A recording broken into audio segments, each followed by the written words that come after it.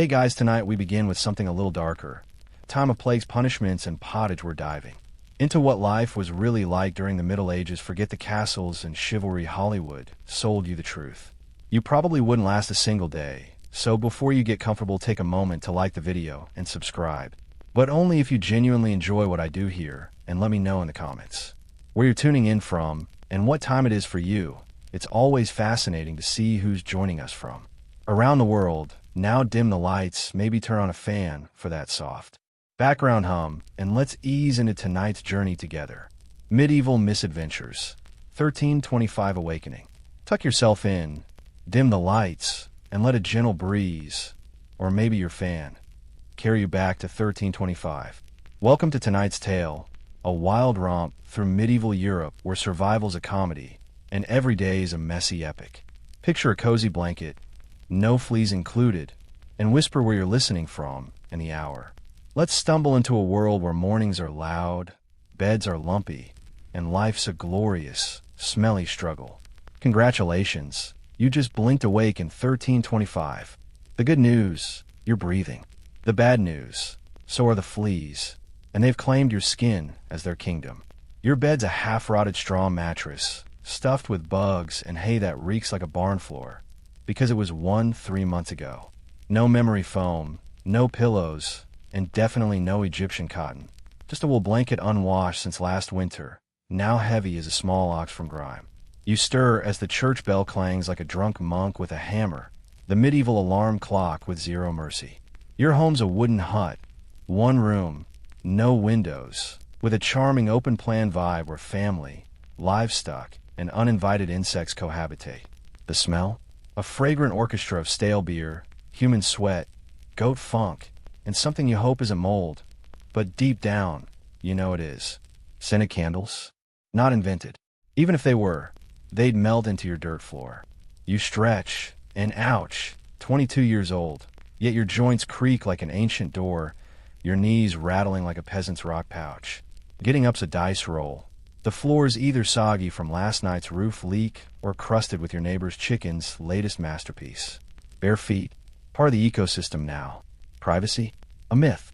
Your family, and maybe that cousin who overstayed, snore beside you. Welcome to dawn in 1325, where you're never alone, thanks to parasites, rodents, and 8 snoring souls. You've crawled out of this medieval haystack of horrors. Bravo. Now nature calls, and it's shrieking like a banshee. Say goodbye to modern bathrooms. No toilet, no seat, no TP, no flush, not even a grumpy plunger. In 1325, relieving yourself is an adventure, a social spectacle, and a public health crisis. As a peasant, your facilities are a wooden bucket behind the hut, already brimming because Uncle Rolf had a turnip-fueled disaster last night. The stench could wake a coma patient.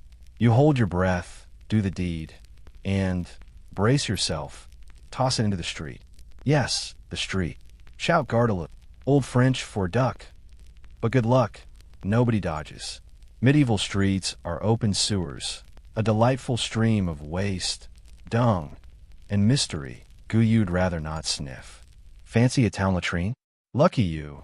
Sit shoulder to shoulder with strangers on a splintery plank over a pit, trading gossip while choking on the funk. Toilet paper? Never heard of it.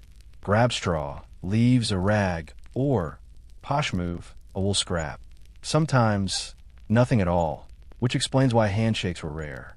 In a castle, you might get a garderobe, a hole dropping straight into the moat. Fancy until invaders climb up it like medieval ninjas.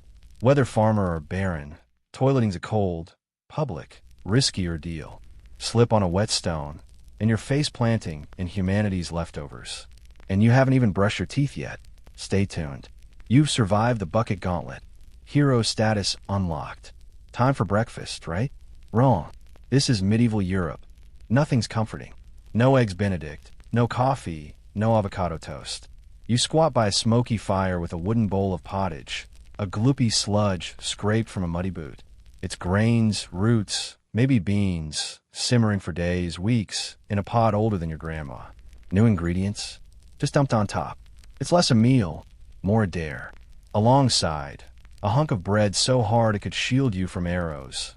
made from rye or barley, bulked with sawdust or acorns since wheat's for lords. You don't slice it, you wrestle it. Drinks? No orange juice or lattes. It's beer, weak, watery ale at dawn, because water's a parasite party. Kids sip it too, grimacing but alive. Meat or cheese? Feast day treats, if the Lord's in a mood. Fruit? Seasonal, or already wine. Spices? Locked in a noble's vault. Pepper's pricier than your hut. You chew gritty bread, gulp medieval beer, and ignore the rat eyeing your pottage. Breakfast doesn't fuel you. It just happens. A survival test you're failing. Time to dress, and it's no fashion show. Your wardrobe, one outfit. A wool tunic or linen shift, worn months. Years. Stiff, stained, smelling like a marinated pigsty. Underwear? Maybe a linen under tunic. Otherwise, commando under scratchy wool. No washing machine, no soap, just ashes and a prayer. Washing means hauling river water, boiling it, scrubbing on a board, and hoping for sun. Good luck with 3 rainy days. Shoes. Untreated leather scraps. If you're lucky, most go barefoot through mud, dung, and rock traps. Your skin revolts. Fleas, lice, bedbugs throw parties on you. Everyone's itchy, from peasants to priests. You scratch with a spoon, and no one blinks. That rash? Probably scabies, but no cream. Just a medieval sidekick for months. Smile? Risky move. No toothbrush, toothpaste, or floss. Oral hygiene's as popular as bathing. Not at all. Chew a twig, rinse with wine, or let your teeth fend for themselves. By 25, your mouth's a haunted crypt, cavities, swollen gums, decay galore. Sugar's rare, imported for rich folks' black teeth. Toothaches are your new norm, treatable only by a barber surgeon with pliers and candlelight. No anesthesia, just screams. An infected tooth? Sepsis City, death by dental drama. Bad breath reigns, so kissing's a nose-holding gamble. Your smile's a battlefield, losing badly. Work time, no office, no desk, no promotions. You're a peasant, toiling for a lord who forgets your name. Sunrise to sunset, 6 days a week, with a wooden hoe, rusty sickle, and a body begging for mercy. Sundays off, unless harvesting, fighting raiders, or praying over a blackening toe. Women juggle fields, kids, cooking, and lice migration from husbands. Kids rake by 5, dreaming of flu survival. Blacksmiths choke on smoke, tanners waiting guts. Pay, survival, perks, blisters. Stop, and you don't eat. Medieval logic at its finest. Weather's a tormentor. Winter's an icebox, gappy walls, cloth windows, scarce firewood. Stealing, it's a hanging. You huddle, nose frozen, toes popsicles, frostbite dubbed bad luck. Summer's a sauna, no fans, no deodorant, just sweat and flies feasting on last week's stew. Sunburn's your tattoo, heat stroke a bad turn. Rain or shine, you itch, eat badly, and work on. The Mad King of France. Shadows in the throne room. Let's drift back, not to a fairy tale court of glistening gold and noble kings, but to France teetering on the edge of ruin. The year is 1392, and in the smoky, torch-lit halls of power, King Charles VI of France ascends the throne, a boy, not yet broken, not yet cursed. Charles was just 11 when he was crowned. His uncles circled him like vultures, hungry for power while pretending to advise. France was still reeling from the 100 Years' War, ravaged by conflict with England, bled by plague, and burdened by crushing taxes. The court was a snake pit, greedy nobles, backroom bribes, feasts followed by famines. At first, Charles was everything they wanted, a golden boy, tall, graceful, with curling dark hair and piercing eyes. They called him Charles the Beloved. But love is a fragile thing in a world of daggers and disease. The madness begins. It began on a hot August morning. The king and his knights rode through the dense forest of Le Mans, headed to punish a rebellious noble. The sun blistered the air. Charles, dressed in gleaming armor, sweat dripping from his brow, began to twitch, whisper, mutter. Then, a clattering crash, an accident. A soldier dropped a lance behind him. That sound snapped something deep in Charles's brain. He turned on his own men, roaring like a beast. Foam bubbled at his lips. His eyes rolled back. He drew his sword and hacked at his companions, his friends. One knight died, skull split. Another lost an arm. Charles had to be dragged from his horse and pinned to the ground, frothing and shrieking about enemies, fire, demons in the trees. He slept for days afterward, limp as a corpse. When he awoke, he remembered nothing. This was just the beginning. Over the years, the spells grew darker, unpredictable. Sometimes he believed he was made of glass. Yes, glass. He wore iron rods sewn into his clothes to prevent shattering. Servants were forbidden to touch him. He howled if someone brushed his shoulder. Other times, he ran through the castle, howling like a wolf, clawing at his face.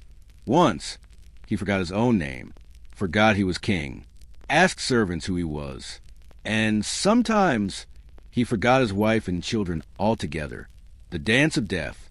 But none of his madness was more haunting than the ball of the burning men. In 1393, the Queen threw a masquerade ball. The occasion? A second marriage for one of her ladies-in-waiting. It was meant to be light-hearted, joyful, a break from the court's grim atmosphere. Charles, ever impulsive, had an idea.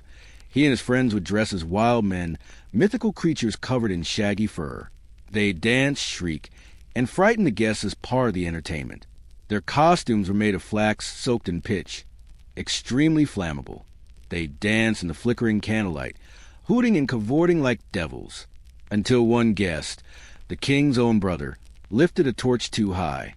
The wild men caught fire. Panic, screaming. The ballroom filled with the scent of burning hair, melting pitch, roasted flesh. One man burned to death on the spot. Another threw himself into a wine vat to smother the flames. Charles survived only because a quick-thinking noblewoman threw her skirt over him and smothered the fire with her own hands. But the court never forgot the smell of cooked meat. They whispered after that, "The king dances with death," a realm unraveling. As Charles spiraled into lunacy, France spiraled with him. The throne became a cursed seat. Nobles fought for control, like wolves gnawing a carcass. His wife, Queen Isabeau, tried to rule in his stead, but was slandered and feared. Some said she poisoned him. Others said she was possessed herself. The king's brother, Louis of Orleans, and his cousin, John the Fearless of Burgundy, vied for influence. France fractured. The people, peasants in ragged linen and cracked wooden shoes, paid for it all. The war with England raged. Fields were trampled. Children starved. Cities burned. Then came the murder. John the Fearless had Louis of Orleans butchered in the streets of Paris. His skull was split by an axe, brains spattering across the cobblestones. The city was never the same. Civil war broke out between the Armagnacs and the Burgundians. France was no longer ruled by a king. It was ruled by madness, blood, and fire. Charles, by then, was barely alive. Pale, trembling, raving in a locked room. His hair turned gray. His fingernails grew long and curled. He believed he was hunted by spirits. He slept beneath cold sheets soaked in holy water. The once proud beloved was now mocked as Charles the Mad. And yet he lingered for decades. Legacy of the Mad King. Charles VI ruled for 42 years, most of them locked inside his own mind. France suffered under his ghostly presence. By the time of his death in 1422, the English had captured half the country. His son, Charles VII, inherited a shattered realm and a throne soaked in betrayal. But from the ashes would rise Joan of Arc, the girl with fire in her eyes and God in her voice. She would lift a sword, rally a nation, and finally pull France in the shadow of the Mad King's crown. This is a legacy of Charles VI, not a tale of glory, but a Gothic warning. That even kings can break and madness can rule an empire. He danced in fire. He whispered to ghosts. And the throne of France became not a seat of power, but a haunted chair, its cushions soaked in blood and sorrow. The Battle of Hastings. The death that broke a kingdom. It is January, in the year of our Lord 1066, and King Edward the Confessor, England's favorite celibate monarch, has just done the one thing every king must eventually do. He died, and with him, so too did peace. Now, Edward wasn't exactly known for sword-swinging or brothel burning. No, Edward was a monk in a crown, a holy man in itchy wool, more obsessed with building churches than securing heirs. His most famous creation? Westminster Abbey. His least famous creation? An actual successor. Ambient background. Muffled Gregorian chanting. Bell tolls ominously. Edward, you see, had no children. Not for lack of trying, we think, but because he was about as romantic as a wooden spoon. Rumor has it he swore a vow of celibacy, possibly despite his Norman wife, Edith. Yes, he married the daughter of Godwin of Wessex, England's most powerful noble, and then refused to sleep with her. A bold strategy in diplomacy and population control. Now, imagine England as a kingdom-sized game of musical chairs. Edward's death was the record scratching to a halt. The chair is empty, and every ambitious lord from England, Normandy, and even across the sea in Norway suddenly wants a seat. A sword sharpening, a distant Viking horn. But before we dive into the bloody dance that would become the Battle of Hastings, we must talk succession. Because nothing stirs up a good old-fashioned medieval bloodbath like a royal inheritance squabble. Harold Godwin's son, the man with the mustache. Step forth. Harold Godwin's son, Earl of Wessex. Tall, mustached, wealthy, and English to his bones. Harold was the most powerful man in England not wearing a crown.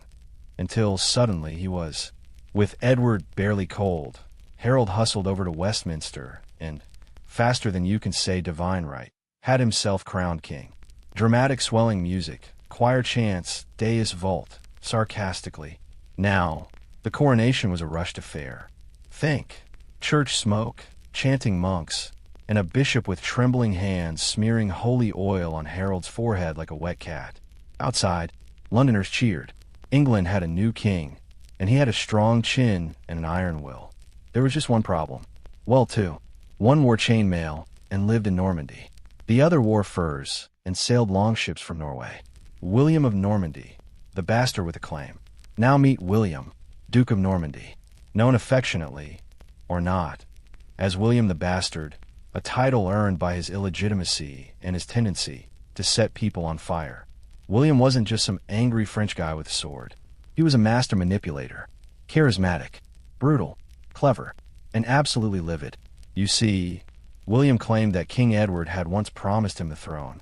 In a sacred bro pact, Edward allegedly said, "William, when I kick the medieval bucket, it's all yours." William also claimed that Harold, yes, that Harold, had sworn an oath on holy relics to support William's claim.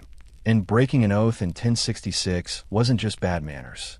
It was eternal damnation plus a punch in the throat. Cue sinister medieval violins, thundercrack. William sent envoys. He wrote angry letters. He threatened excommunication, which in medieval terms is like being cancelled and cursed. Harold's response? Come and get it. Harold Hardrada, the Viking who would be king. Now let's slide northward, up to the icy fjords of Norway, where Harold Hardrada was sharpening axes and stroking his beard ominously. Hardrada believed he had a claim to the English throne via a treaty made decades earlier, signed in blood, booze, and probably goat hair. Hardrada was not a man to be taken lightly. He had fought across continents, ruled like a god king, and burned cities for fun. He was the last of the great Viking warlords, and now he wanted England. But he wouldn't come alone. He had ships, he had berserkers, and he had Harold Godwinson's own brother, Tostig, a sniveling, exiled noble with a vendetta and a voice like a rusty bell. Together, they would sail to York. Together, they would open England's northern flank like a rotting pig's belly. Tensions rise, blood boils. So let's recap. Edward the Confessor dies with no heir. Harold Godwin's son grabs the crown like it's a hot potato. William of Normandy feels betrayed and starts prepping an invasion. Harold Hardrada sharpens his axes and sails for England. Tostig plays the worst game of betray your brother in English history. And the people of England? They're caught between church bells and battle cries, just trying not to step in sewage. In this grim, lice-infested year of 1066, England became the centerpiece of a bloody three-way tug of war. The stakes, the crown, the cost, catastrophic. And as Harold Godwin's son tightened his grip on the throne, he had no idea what was coming. The sky was clear, the air tense, the kingdom's hungry. The next chapter would be written in blood, bone, and betrayal. Chapter 2. The Deathbed Lie. Edward the Confessor's Final Troll.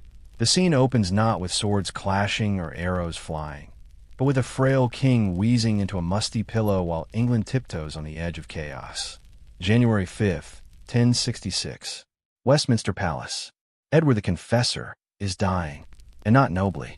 No golden robes, no angel choirs, just a decaying old man in bed, wrapped in moth-bitten sheets, groaning like a broken organ, while courtiers gather like vultures in fur coats. Edward spent most of his reign praying, building abbeys, and heroically ignoring his kingdom's politics. His legacy? A fabulous cathedral and a royal succession crisis, so catastrophic it'll turn England into a smoldering battlefield. But right now, King Edward isn't thinking about governance or stability. He's hallucinating. His eyes flutter open.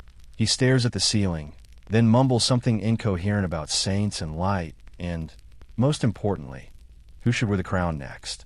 According to Norman propaganda, sharpen your spears. Edward clearly names William of Normandy, his cousinish across the channel, as his heir. But if you ask the Anglo-Saxon nobles in the room, especially Harold Godwin's son, England's most powerful earl, they'll swear on a stack of moldy turnips that Edward said, "Harold, mate, you're the guy. Take my crown. Make England chill again."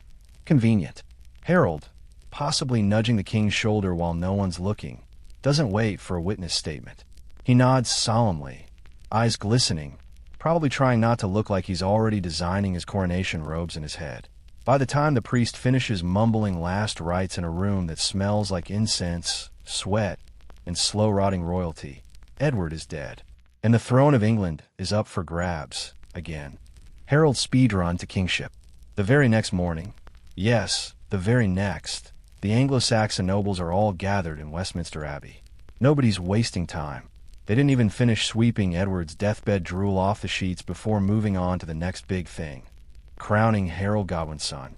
The coronation ceremony is a blur of oil, Latin chants, and Harold trying not to laugh at how easy this is. Somewhere outside, the peasants are shouting, "Long live King Harold," mostly because they hope he'll lower taxes or at least stop the Viking raids. But there's one person not celebrating: William, Duke of Normandy. Meanwhile, in Normandy, across the channel, William is throwing the royal tantrum of a lifetime. The Duke is furious.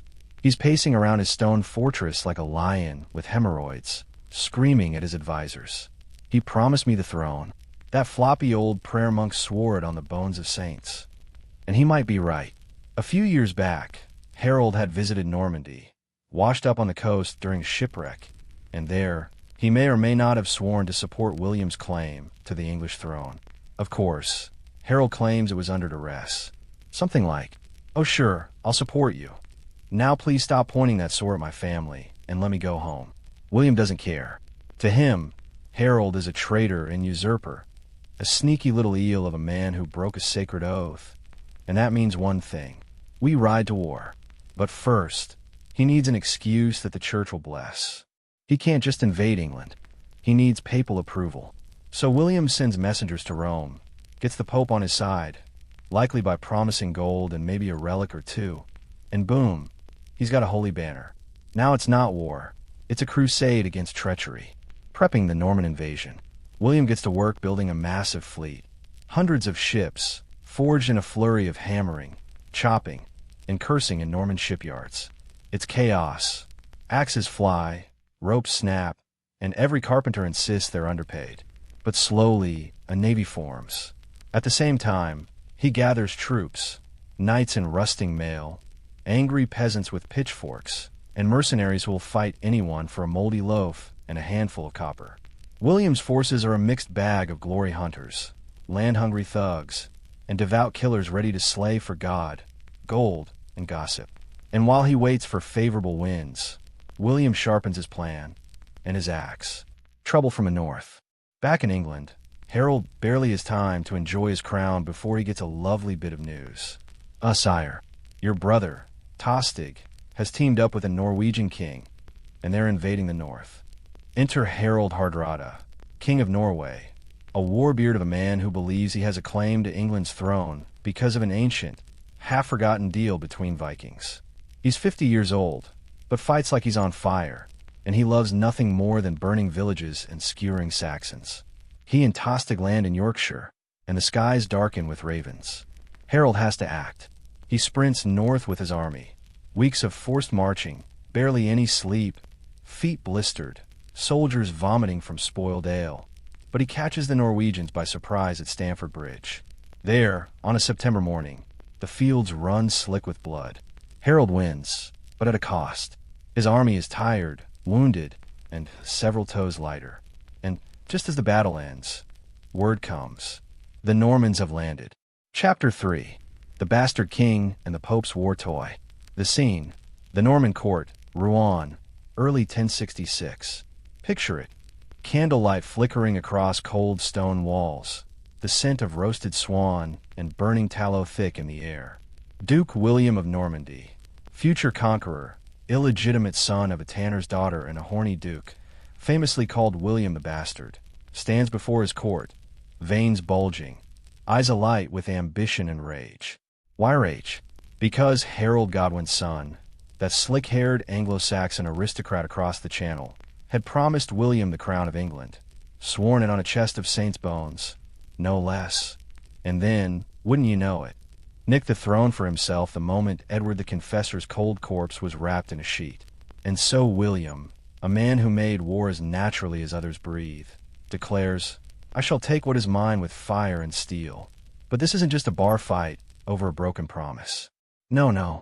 This is medieval geopolitics at its pettiest. Enter the Pope, his pointy hat, and a papal blessing soaked in sanctimony. William writes to Pope Alexander II, whining with a quill dipped in holy manipulation. He frames Harold as a lying oath-breaker, a king without divine right, and usurper. The Pope, tickled by the idea of having a papally approved crusade against England, sends back a consecrated banner, a big white flag of heavenly encouragement, basically saying, "Yes, my bastard child, go forth, maul England." This transforms William's revenge from a grudge-fueled murder fest into a righteous holy war. Knights and barons begin to swarm to his court like fleas to a peasant's armpit. Everyone wants a piece of the English pie. Land, gold, serfs, and the warm glow of papal indulgence. Meanwhile, Harold's week is going straight to hell. As William sharpens swords in Normandy, Harold is stuck marching north to deal with a fresh Norse invasion. King Harald Hardrada of Norway, 7 feet of Viking rage and mail armor, backed by the English traitor Tostig, has landed in Yorkshire. Harold's forced to drag his army nearly 200 miles in under 2 weeks. Sweaty, sleep-deprived, and blister-footed, Harold smashes the Norwegians at Stamford Bridge, a battle so bloody it turns the River Derwent into a broth of limbs and chainmail. Hardrada is dead. Tostig's head is rolling somewhere in a cabbage patch. Victory. Cheers. But Harold's army is wrecked, and their reward? A jog back south, another 250 miles, because William has finally crossed the Channel with 700 ships, thousands of men, and enough horses to fertilize all of Kent with Norman droppings. The scene, southern England, October 1066. William lands at Pevensey Bay, steps onto English soil, and stumbles. Yes, really. According to legend, he trips and falls flat on his face the moment he disembarks. His men gasp, bad omen. But William, with psychotic flair, springs up, fistful of English dirt, shouting, "By the splendor of God, I have seized this land with my own hands." This is a man who could sell faceplants as divine prophecy. William wastes no time. He builds a castle from scratch and begins burning the surrounding countryside. Villages are torched. Peasants flee. Pigs scream. It's medieval campaign strategy 101. Starve the enemy. Scare the locals. Feed your horses their cabbages. Cut to Harold, now with a limp, puffy ankles and a haunted look.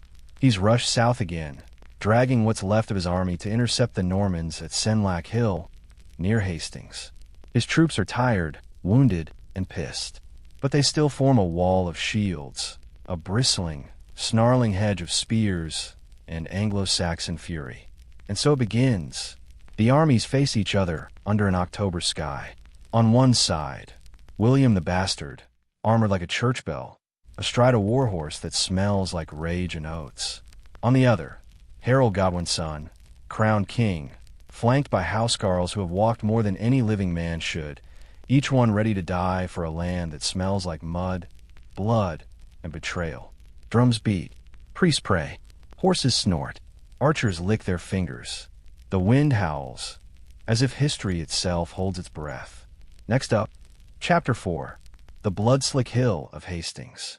Picture Harold Godwin's son, England's newest king, crowned, blessed, and barely done digesting his coronation feast. He probably still had goose fat on his fingers when the first rumor hissed in his ear like a cursed whisper. Harold Hardrada is here. With Vikings. A lot of them. North. Always the North.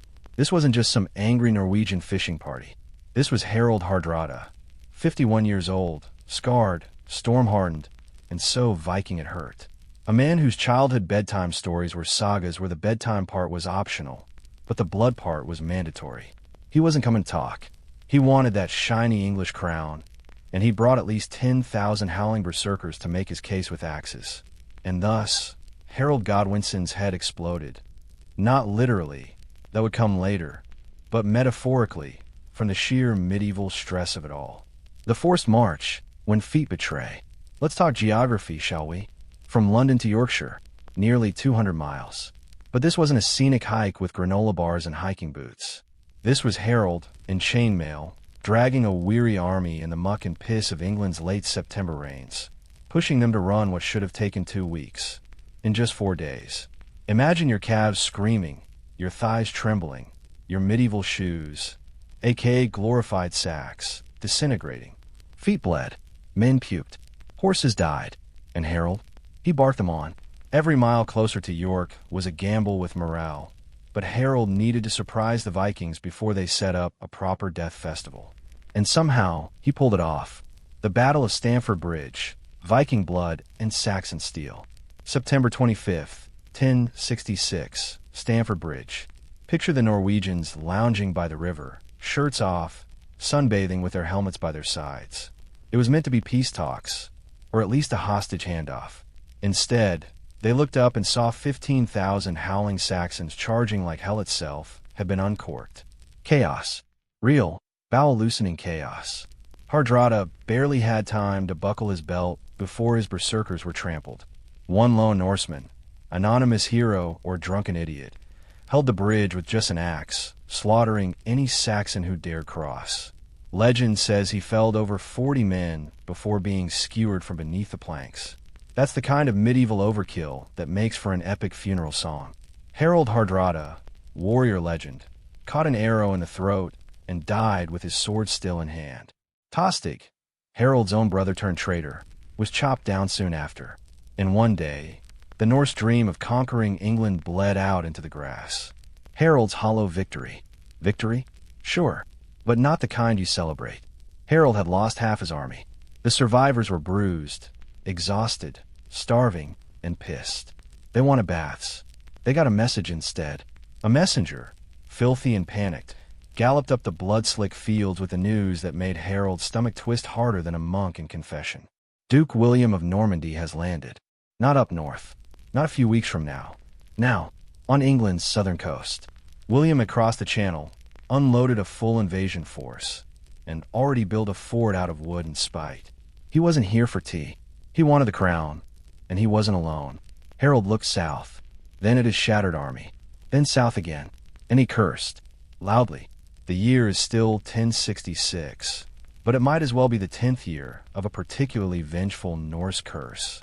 Harold Godwin's son has just beaten a Viking invasion so ferocious it rewrote parts of the local landscape in blood. His army is battered, his horse is half dead, and his body smells like weak old goat. But no time to breathe. There's a Norman problem brewing down south. William, Duke of Normandy, bastard-born, battle-tested, and now king-obsessed. His claim to the throne? Shaky, but his ambition? Nuclear. He'd landed in Pevensey Bay with what he called a holy army, which just happened to include thousands of mercenaries, a Pope-blessed banner, siege equipment, and enough war horses to flatten several English villages.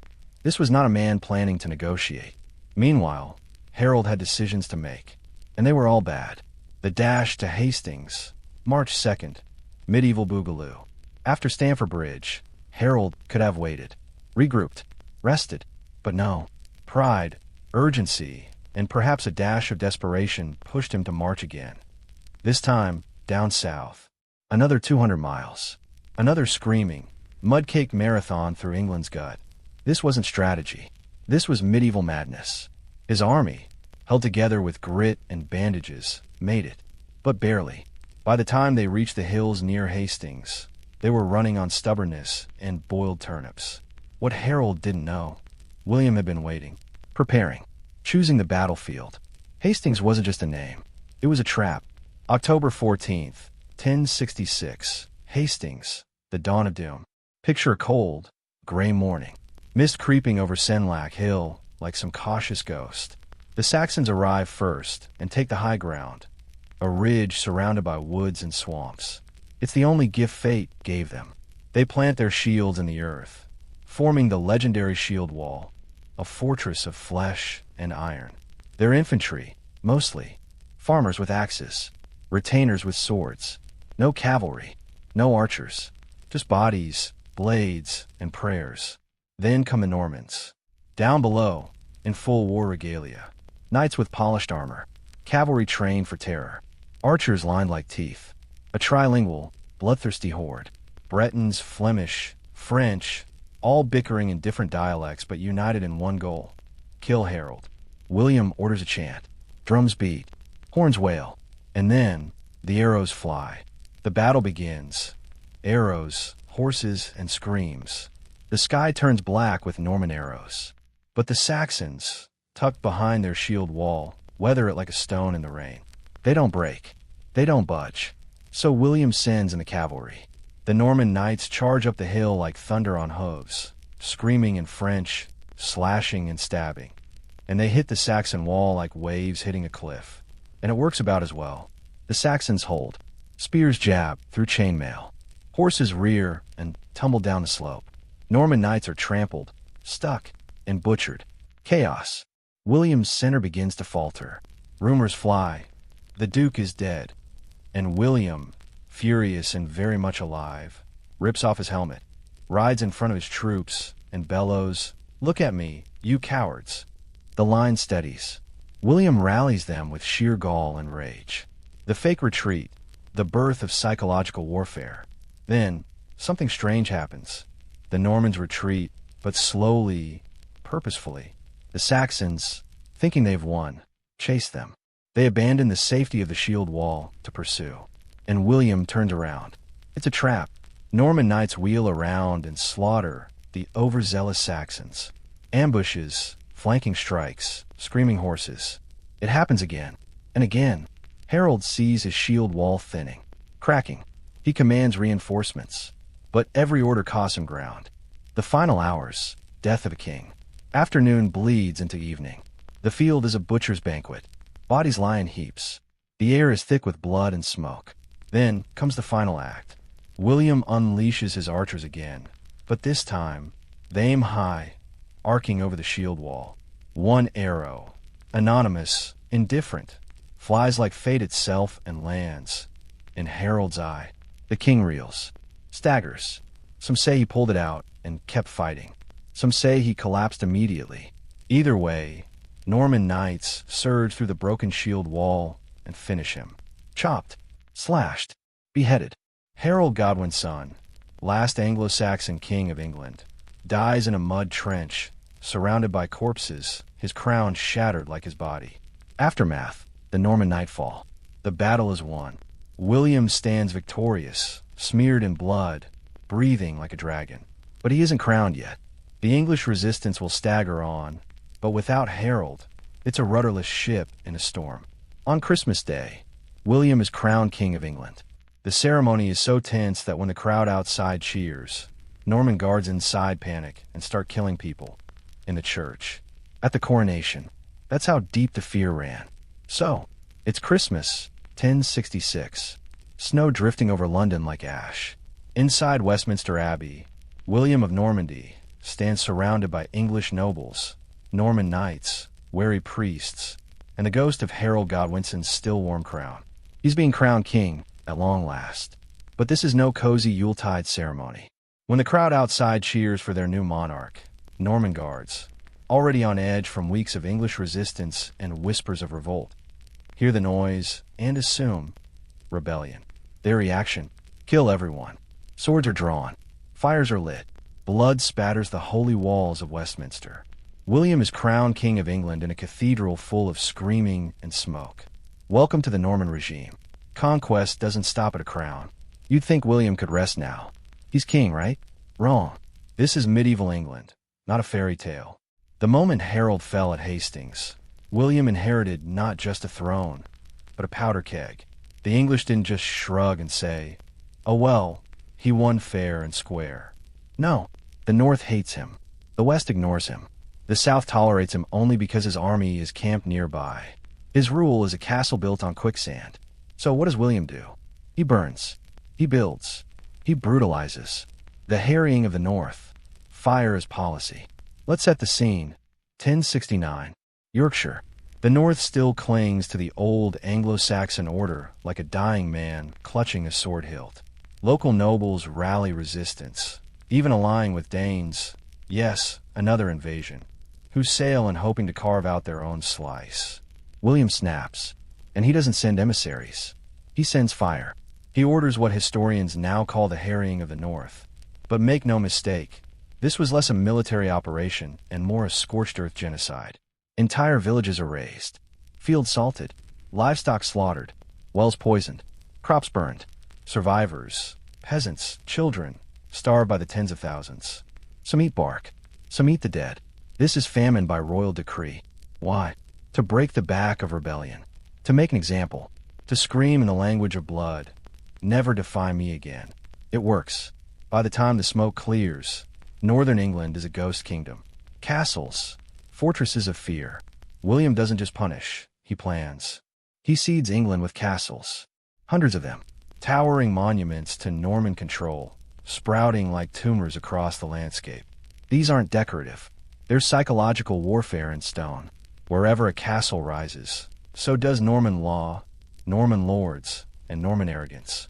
Anglo-Saxon nobles, stripped of titles, lands confiscated, families exiled.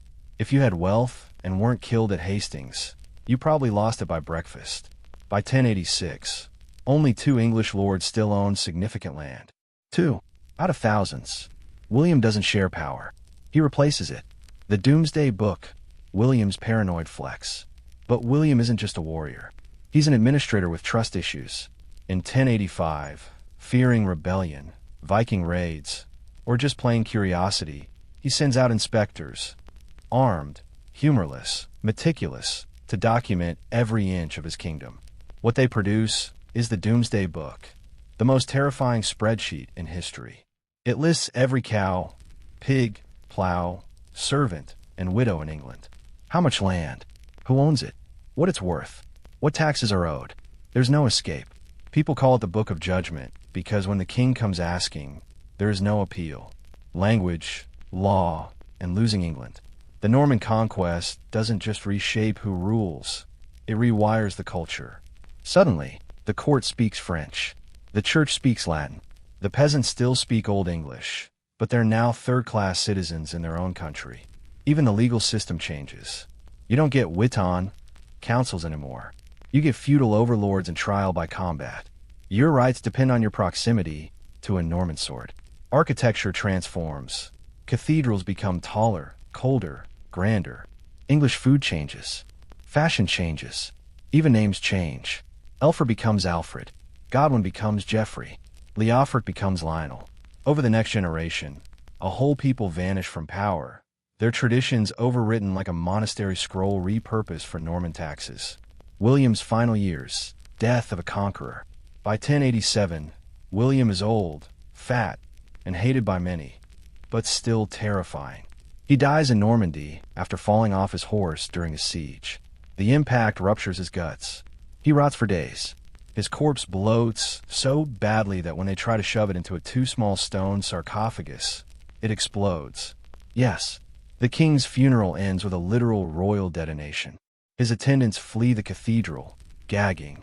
It's the last bang of a man who conquered a kingdom, murdered a continent's worth of English hope, and rewrote history in his image. The legacy, 1066 and forever. 1066 wasn't just a date. It was the cleaving of English history. It ended Anglo-Saxon rule. It created the modern English monarchy. It plunged England into French hands for generations. It spawned centuries of rebellion, nationalism, and cultural identity. And it taught every would-be king afterward, never trust a cousin with an army. From that day forward, England would never again be ruled by a native king. Every monarch after William, from Henry's to Elizabeth's to Charles's, stands in the shadow of that one muddy battlefield at Hastings.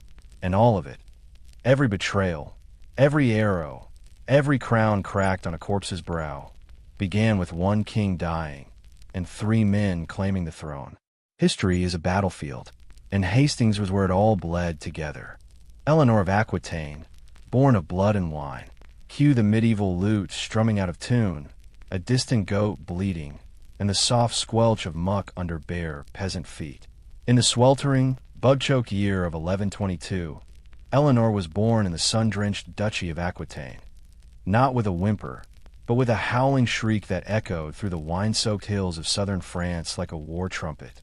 Her mother, Inner, supposedly screamed louder. Childbirth in the 12th century was less a miracle and more a lottery of blood, screams, and holy water. Picture a smoky room, no anesthesia, 3 praying monks, a sweating midwife gnawing on garlic for luck, and a priest on standby with a bucket of baptismal water, just in case. But Eleanor survived, and in doing so, she cheated the statistics of medieval mortality, where half the babies died and the other half regretted surviving. Her father, William X, Duke of Aquitaine, was a swaggering slab of feudal testosterone. He ruled a domain larger and richer than the French king's own backyard. And unlike most nobles, William could read. Scandalous. Worse, he encouraged poetry and music at court instead of daily floggings and casual beheadings. Aquitaine under William was a stew of sin and splendor.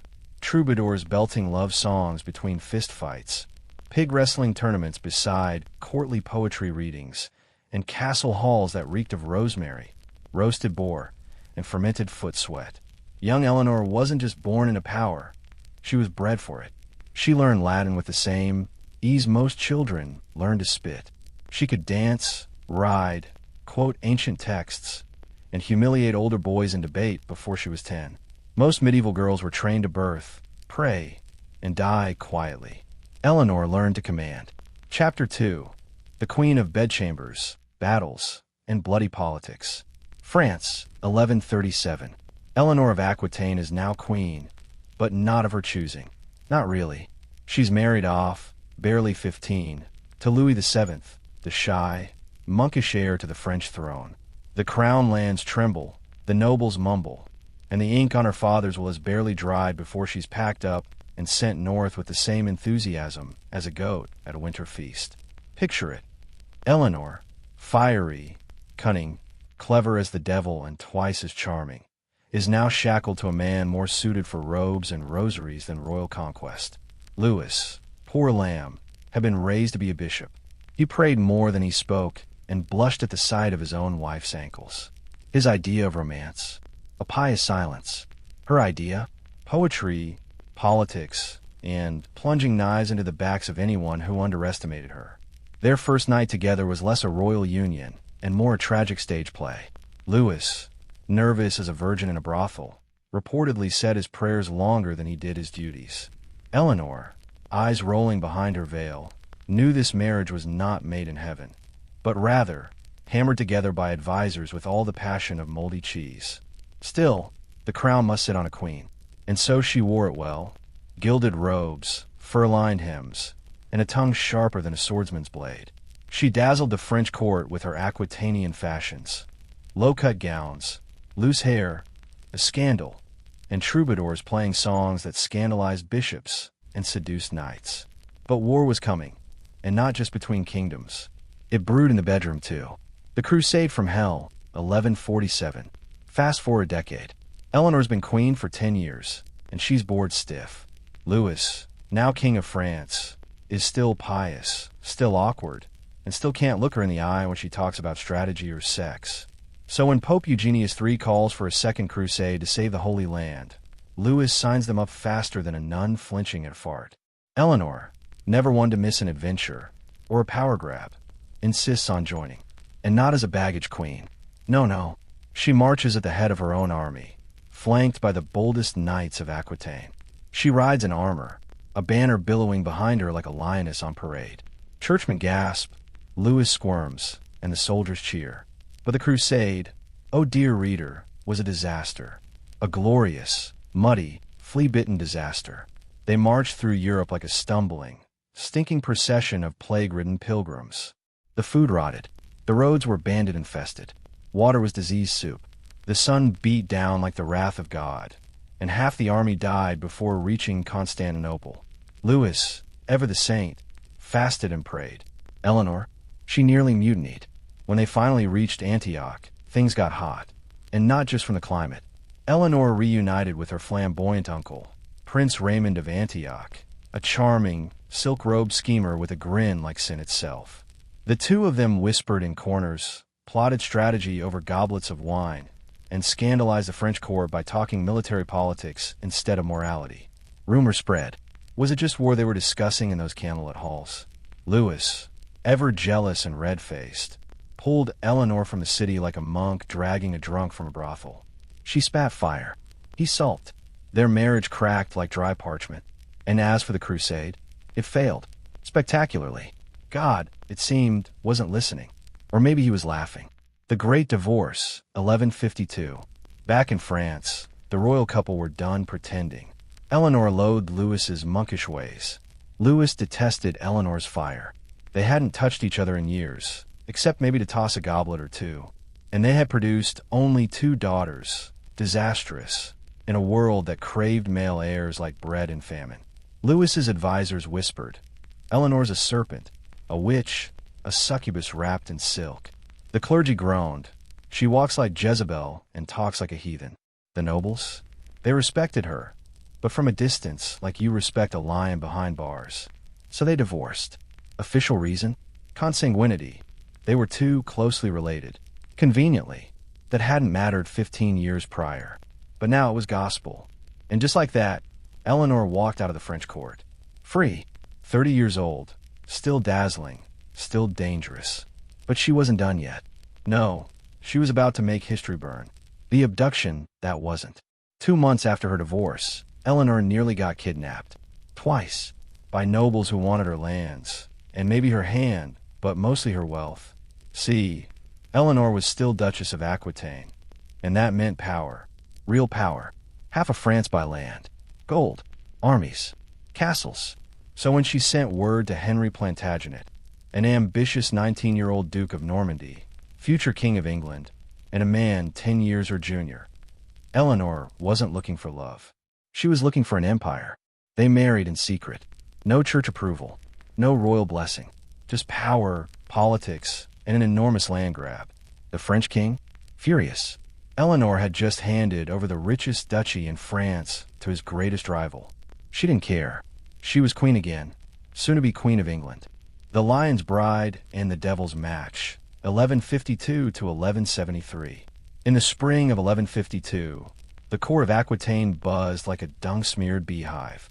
Eleanor, recently divorced from Louis the Pious and peculiarly pointless of France, wasted no time sobbing into lace napkins. No, Our Lady Eleanor mounted a fresh steed, figuratively and literally. She was now the most eligible political bachelorette in all Christendom, and her lands were a glittering prize.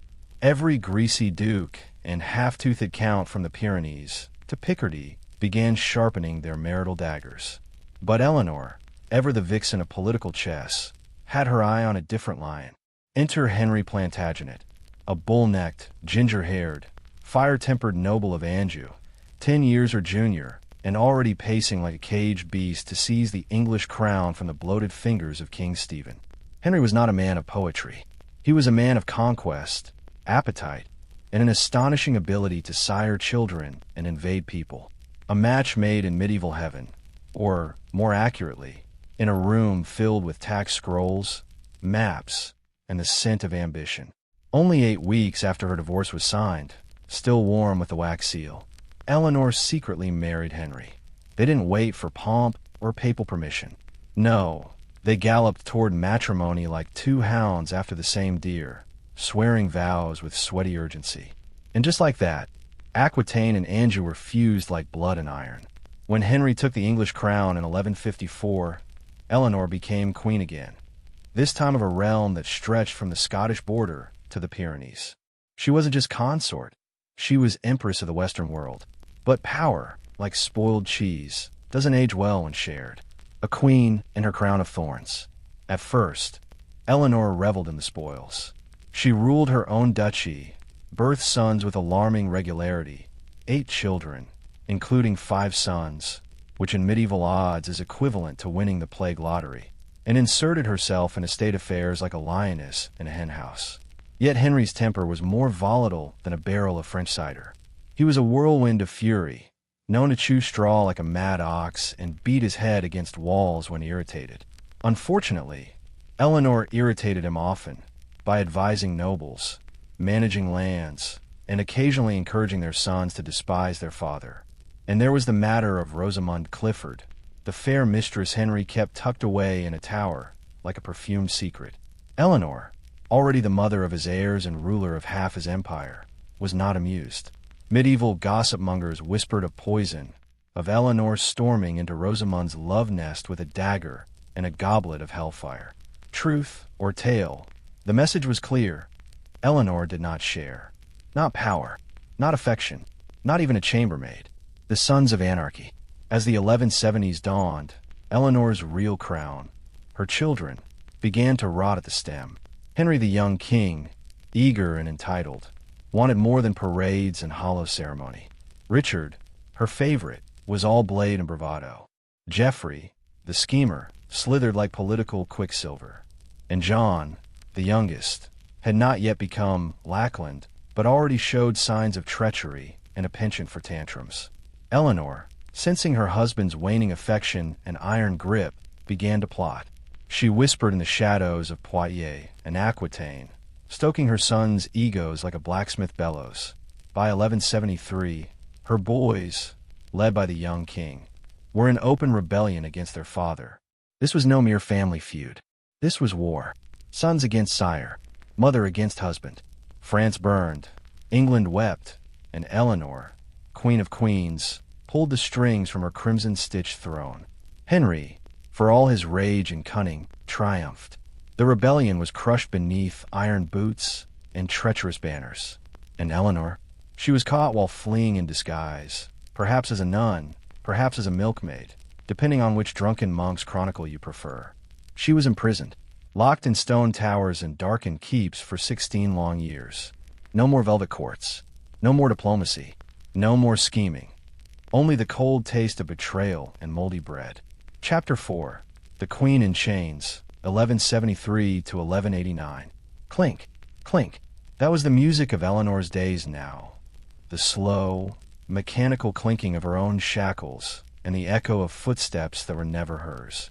A queen once clad in silk, crowned with gold, now wore wool like a scullery maid and brooded in rooms that stank of wet limestone, rat piss, and forgotten greatness. Her hands, once used to sign charters and cradle princes, now brushed spiders from crumbling stone and held coarse bread with wormholes the size of a bishop's eyeball.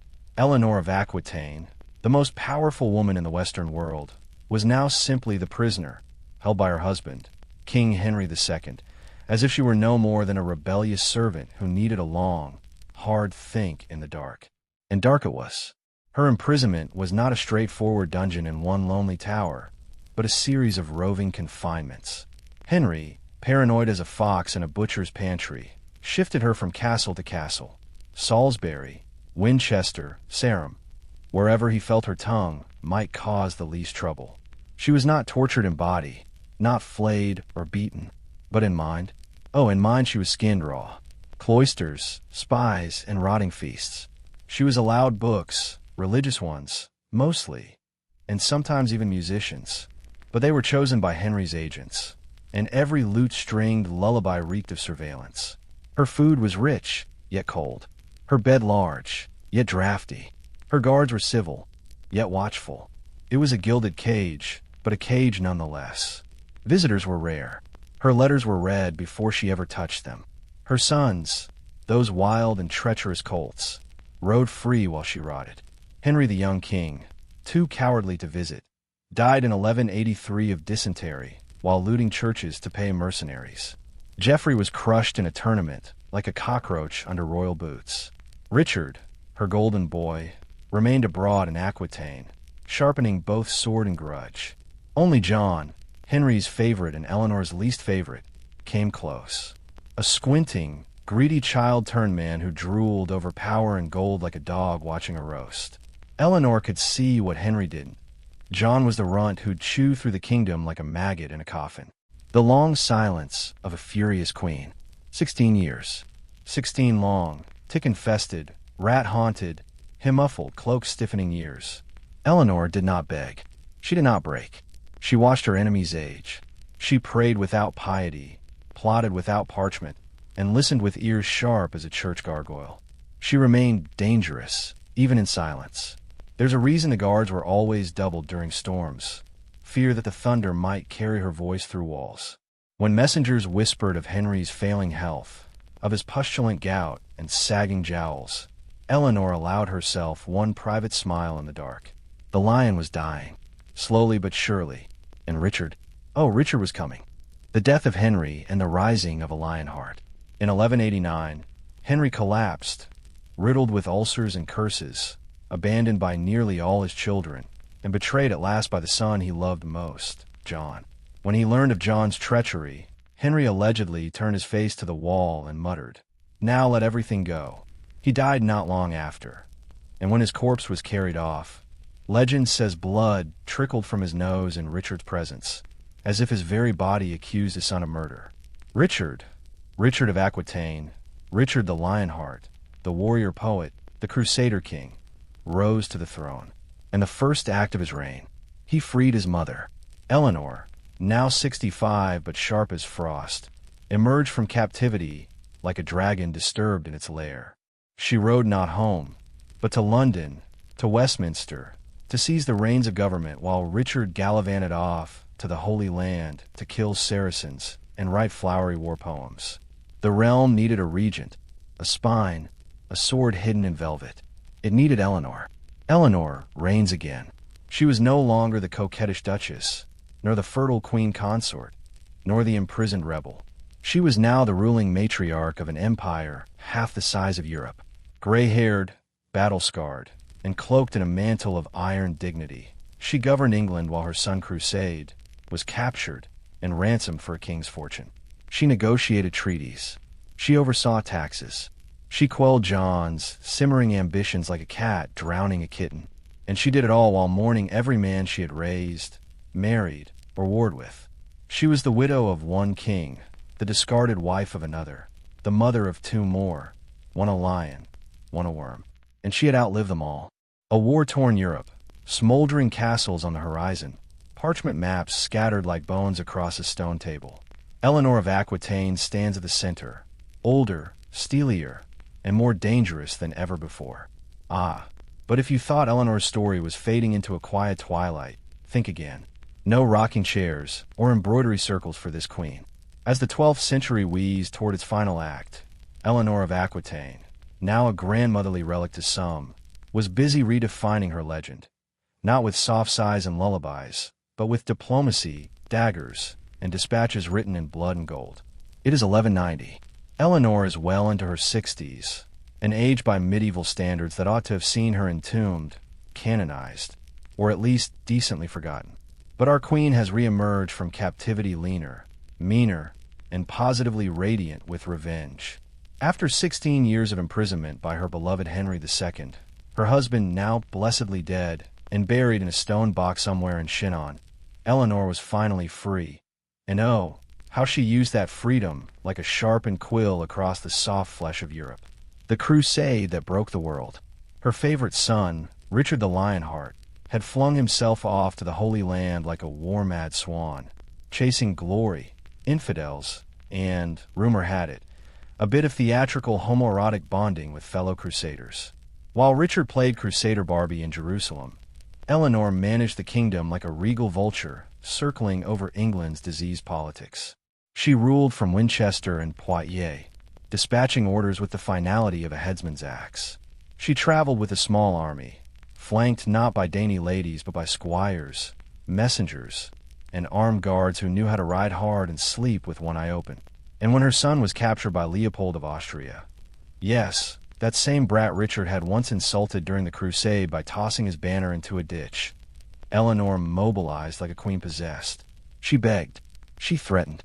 She wrote letters with the fervor of a pope on speed. And when those didn't work, she scraped together a ransom so vast it drained England's treasury to its fungal roots, 150,000 silver marks, enough to bankrupt several monasteries and leave peasants gnawing on acorns. And did she whimper or apologize? No, she paid it, all of it. Then rode through storm and snow at the age of 70 to personally retrieve her son from the German emperor's iron embrace. Family drama, the next generation of dysfunction. But Richard was no reward. He was a war-drunk demigod, obsessed with glory, disdainful of governing, and utterly uninterested in siring heirs.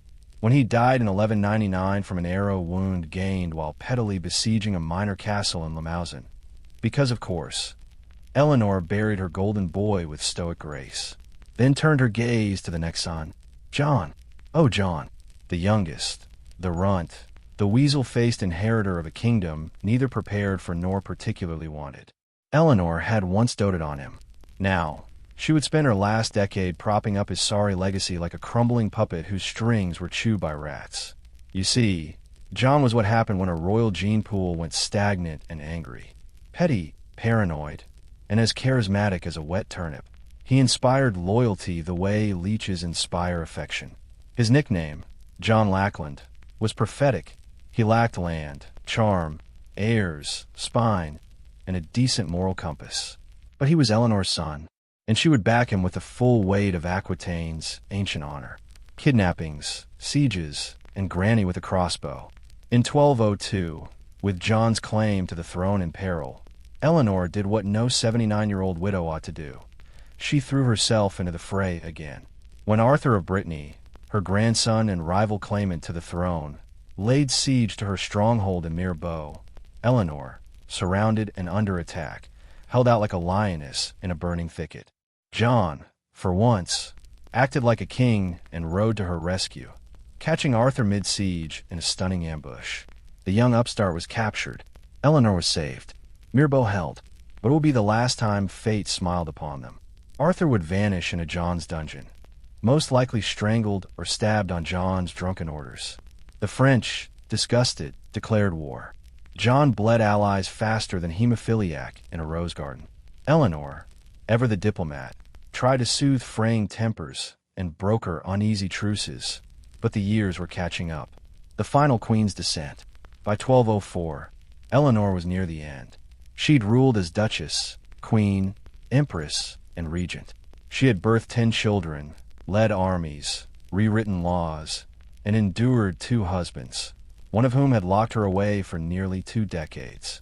She had walked from France to Jerusalem and back, endured famine, siege, scandal, and betrayal, and she had outlived nearly all her enemies. Her final years were spent in the Abbey of Fontevraud, where she took the veil not out of piety, but practicality. Like the sharpest women of her age, Eleanor knew a nunnery was the best place to be left alone in peace. There, she dictated her final charters, arranged diplomatic marriages, scolded bishops, and carved her legend into stone. When she died in 1204, at the estimated age of 82, Europe felt the tremor, not just because a queen was dead, but because the last truly mythic figure of the 12th century had taken her leave. The scene closes on her tomb effigy at Fontevraud Abbey, a stone queen lying beside Henry II and Richard the Lionheart, book in hand, lips curled in eternal irony. She had defied kings, birthed emperors, ruled over poets and warlords alike. Eleanor of Aquitaine was no mere medieval queen. She was the storm, and she left behind a continent that would spend the next century trying and failing to match her. A war-torn Europe, smoldering castles on the horizon, parchment maps scattered like bones across a stone table. Eleanor of Aquitaine stands at the center, older, steelier, and more dangerous than ever before. But if you thought Eleanor's story was fading into a quiet twilight, think again. No rocking chairs or embroidery circles for this queen. As the 12th century wheezed toward its final act, Eleanor of Aquitaine, now a grandmotherly relic to some, was busy redefining her legend, not with soft sighs and lullabies, but with diplomacy, daggers, and dispatches written in blood and gold. It is 1190. Eleanor is well into her 60s, an age by medieval standards that ought to have seen her entombed, canonized, or at least decently forgotten. But our queen has reemerged from captivity leaner, meaner, and positively radiant with revenge. After 16 years of imprisonment by her beloved Henry II, her husband now blessedly dead and buried in a stone box somewhere in Chinon, Eleanor was finally free. And oh, how she used that freedom like a sharpened quill across the soft flesh of Europe. The crusade that broke the world. Her favorite son, Richard the Lionheart, had flung himself off to the Holy Land like a war-mad swan, chasing glory, infidels, and, rumor had it, a bit of theatrical homoerotic bonding with fellow crusaders. While Richard played Crusader Barbie in Jerusalem, Eleanor managed the kingdom like a regal vulture, circling over England's diseased politics. She ruled from Winchester and Poitiers, dispatching orders with the finality of a headsman's axe. She traveled with a small army, flanked not by dainty ladies, but by squires, messengers, and armed guards who knew how to ride hard and sleep with one eye open. And when her son was captured by Leopold of Austria, yes, that same brat Richard had once insulted during the crusade by tossing his banner into a ditch, Eleanor mobilized like a queen possessed. She begged. She threatened. She wrote letters with the fervor of a pope on speed. And when those didn't work, she scraped together a ransom so vast it drained England's treasury to its fungal roots. 150,000 silver marks, enough to bankrupt several monasteries and leave peasants gnawing on acorns. And did she whimper or apologize? No, she paid it, all of it. Then rode through storm and snow at the age of 70 to personally retrieve her son from the German emperor's iron embrace. Family drama, the next generation of dysfunction. But Richard was no reward. He was a war-drunk demigod, obsessed with glory, disdainful of governing, and utterly uninterested in siring heirs. When he died in 1199 from an arrow wound gained while pettily besieging a minor castle in Limousin, because, of course, Eleanor buried her golden boy with stoic grace, then turned her gaze to the next son, John. Oh, John, the youngest, the runt, the weasel-faced inheritor of a kingdom neither prepared for nor particularly wanted. Eleanor had once doted on him. Now, she would spend her last decade propping up his sorry legacy like a crumbling puppet whose strings were chewed by rats. You see, John was what happened when a royal gene pool went stagnant and angry. Petty, paranoid, and as charismatic as a wet turnip, he inspired loyalty the way leeches inspire affection. His nickname, John Lackland, was prophetic. He lacked land, charm, heirs, spine, and a decent moral compass. But he was Eleanor's son, and she would back him with the full weight of Aquitaine's ancient honor. Kidnappings, sieges, and granny with a crossbow. In 1202, with John's claim to the throne in peril, Eleanor did what no 79-year-old widow ought to do. She threw herself into the fray again. When Arthur of Brittany, her grandson and rival claimant to the throne, laid siege to her stronghold in Mirbeau, Eleanor, surrounded and under attack, held out like a lioness in a burning thicket. John, for once, acted like a king and rode to her rescue, catching Arthur mid-siege in a stunning ambush. The young upstart was captured. Eleanor was saved. Mirbeau held, but it would be the last time fate smiled upon them. Arthur would vanish into John's dungeon, most likely strangled or stabbed on John's drunken orders. The French, disgusted, declared war. John bled allies faster than a hemophiliac in a rose garden. Eleanor, ever the diplomat, tried to soothe fraying tempers, and broke her uneasy truces, but the years were catching up. The final queen's descent. By 1204, Eleanor was near the end. She'd ruled as duchess, queen, empress, and regent. She had birthed 10 children, led armies, rewritten laws, and endured 2 husbands, one of whom had locked her away for nearly 2 decades. She had walked from France to Jerusalem and back, endured famine, siege, scandal, and betrayal, and she had outlived nearly all her enemies.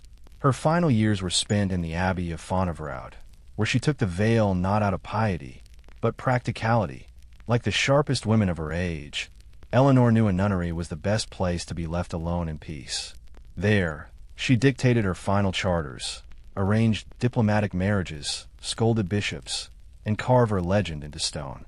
When she died in 1204, at the estimated age of 82, Europe felt the tremor, not just because a queen was dead, but because the last truly mythic figure of the 12th century had taken her leave.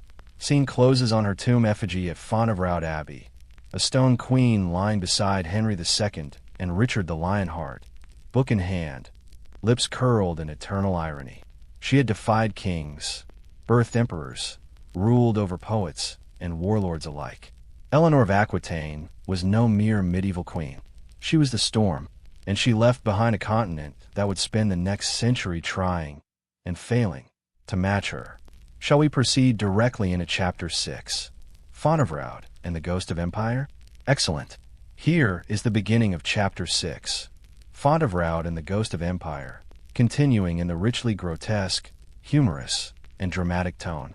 Chapter 6, Fontevraud and the Ghost of Empire, where kings rot and queens rule in silence. Picture this. The year is 1204, and Eleanor of Aquitaine, Queen of France, Queen of England, mother of monarchs, crusader of chaos, scandal, and silk, has reached her final act. She's 82. In medieval years, that's roughly 2 centuries past the expiration date. Her bones ache like a cathedral under siege, and her mind, sharp as a jeweled dagger, now swims with ghosts. Her husbands, her children, her enemies, her regrets, all crowding in like vermin in a monk's pantry. Where is she? Fontevraud Abbey, a chilly stone monastery nestled in the heart of Anjou, blanketed by the rot of old royalty and the sighs of bitter nuns. Eleanor's retreated here, not to repent, God knows she'd need multiple lifetimes for that, but to outlive the wreckage of the Plantagenet Empire she helped build with sweat, blood, and sarcastic prayers. Fontevraud isn't just a nunnery. It's a mausoleum in training, a crypt for broken kings. Her husband, Henry II, lies buried here, entombed in stone, arms crossed like he's still judging everyone from beyond. Richard the Lionheart, her golden son with a taste for war and boys and blood, is here too, reclining like a corpse trying to look dignified. Soon, Eleanor will join them. Not that she plans on resting, but for now, she walks the stone corridors, wrapped in layers of coarse wool, her once mighty frame shrinking but unbowed. The cold bites her joints like old lovers seeking revenge. She eats broth that tastes like boiled despair, supervised by novices who whisper about her like she's already dead. She dreams in empire. Every night, Eleanor dreams in flames. She dreams of Antioch, where banners snapped above the stink of slaughter, where she rode armored beside her first husband and defied him with every breath. She dreams of Paris, that snooty purgatory of perfumed politics, where Louis VII, God's blandest vessel, tried to tame her. She dreams of Henry, her second husband, Lion of Anjou and certified bastard, clawing at her throne, her lands, her heart. She dreams of the children she bore, 10 of them, each a curse and a crown. One died in infancy. One, Geoffrey, turned into a snake in velvet. John became a tyrant whose tantrums shattered kingdoms. And Richard, dear blood-soaked Richard, her warrior poet, who loved no woman and trusted no man. She outlived them all, except John. And oh, how that stung. John the Pathetic. Let us pause for a moment and talk about John, now King of England. King in name only. In truth, he's a sniveling, chinless shadow who loses Normandy like it's a mislaid sock. While Eleanor wastes away in stone halls, John is busy alienating barons, offending the Pope, and weeping over lost castles. In 1204, just months before Eleanor's death, John manages to lose nearly all of her precious Aquitaine, her homeland, her legacy. He might as well have spit on her grave before she'd entered it. The French have reclaimed her duchy, and for Eleanor, that's worse than death. It's erasure. She receives the news without tears. Tears are for novices and poets. Instead, she prays, not for her soul, but that John's dinner is poisoned with rancid eel. The final letters. Eleanor doesn't go quietly. Even in her last years, she writes letters, commands, treaties, threats. Her ink flows like blood at a tournament. In 1200, she travels, at 80, across the mountains of Castile to negotiate her granddaughter's marriage to the French crown. Carried on a litter, flanked by knights, dressed in mourning black, she looks like death's godmother arriving to renegotiate fate. She brings with her a final gift, her granddaughter Blanche of Castile, future Queen of France. Eleanor's last move is to insert her bloodline into the Cape Tian throne, poisoning it with Plantagenet ambition like a drop of venom in a goblet of wine. This is how queens die, not with rosaries, but with strategy. The death of Eleanor. On April 1st, 1204, Eleanor of Aquitaine dies. No fanfare, no weeping chorus. She dies the way she lived, defiantly, privately, surrounded by stone and silence. She is laid in Fontevraud beside Henry and Richard. The woman who once wore golden crowns now lies beneath cold alabaster, hands folded as if in prayer. But don't be fooled. Her tomb is a lie. The serene face, carved in stone, that's a mask. Underneath, Eleanor's ghost still stirs, still schemes. You can almost hear her scoffing from the sarcophagus. Fontevraud today. Walk through Fontevraud today, and you'll see her still, her effigy in the Abbey church, eyes closed, mouth tight. Tourists shuffle past, whispering, snapping photos. But linger long enough, and the air shifts. The silence thickens. Somewhere behind the altar, a rat scuttles. The chill of empire brushes your neck. Because Eleanor is still there, not just in stone, in history, in scandal, in the bloodlines of Europe. She's the queen who wouldn't die properly, who ruled kingdoms with charm and fury, who buried kings and birthed monarchs, who lived long enough to watch her own legacy decay into mud. Her legacy, dirt and glory. What did Eleanor leave behind? A world not ready for her. She was too much, too clever, too beautiful, too ruthless, too loud. In a world of obedient queens, she was war in silk slippers. She turned courts into battlefields and husbands into rivals. She reshaped Europe's dynasties while threading embroidery with her cunning fingers. Her story isn't carved in gold. It's etched in scars. She is the whisper behind every ambitious queen, the flame beneath every woman's defiance. Long live Eleanor. Even in death, she never truly obeyed.